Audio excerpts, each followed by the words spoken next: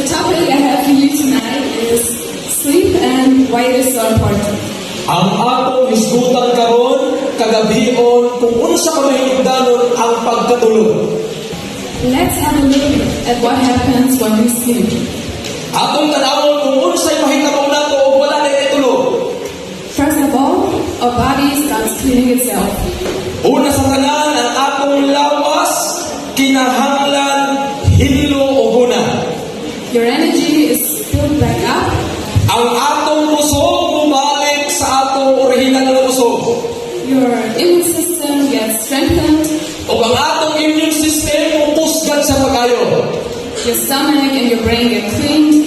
O ang imong tiyan o ang imong hunahuna mahimo sang hinlo. And a lot of more things. O daghan pa kayo. And I have a question for you. Na ako'y pangutana alang sa ninyong tanan. How long do you think you need to sleep one night? Kung pila man ka-oras ang pagtulog sa kagabion. 8 hours? 8 hours? 8 oras? That's very right. Tama ka na.